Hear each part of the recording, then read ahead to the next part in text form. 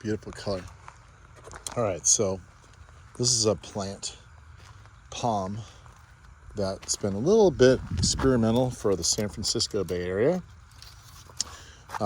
It's from Madagascar. It's called Bismarkia nobilis because it's so nobile. It gets this beautiful white and oftentimes sort of purplish hue to it. Silver, purple, bluish hue is probably the best way to describe it. Maybe violet.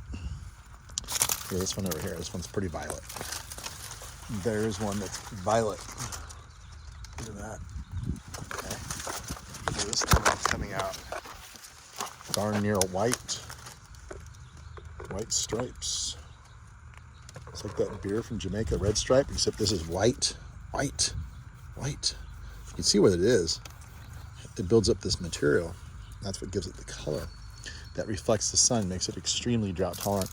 In fact, this palm would be really drought tolerant once established. And it's always been hard to find these things in smaller sizes, 15 gallon. But here's a wonderful crop right here.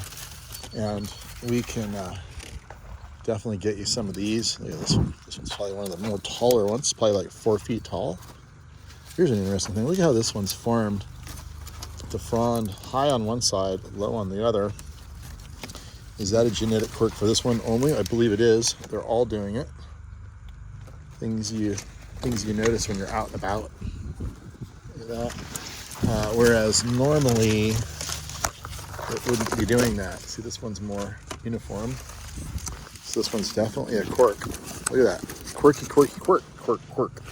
So, yeah, the thing about this palm is I kind of felt like I shouldn't really carry this palm in the nursery because the Bay Area is just too cool for it. It doesn't really thrive. However, found a nice tree growing on its own, no problemos, down in Palo Alto, which is somewhat in the fog belt, not entirely, and it's doing really well and it looks really good. Okay, so that was really cool to see. And then also, I planted a really big one in Walnut Creek years ago. I really need to see how that tree is doing. I believe it's doing well because they haven't called me about anything regarding the tree. And also at my ranch, where it's really hot, almost like Phoenix, which is what this palm really likes. It's doing fantastic. And I'm gonna show you that video. I'll show you that one growing as well. So you can decide if you would like to try to go for a Bismarck palm, Bismarkia nobilis, in your garden for this just spectacular look. The fronds get huge on these things, absolutely enormous. Look at the color though, so beautiful. And what a great color contrast in the garden. Huge, fronds are huge, it turns into a really big tree, so you have to be prepared for that. However, up in Northern California, I don't know if it's gonna grow that fast.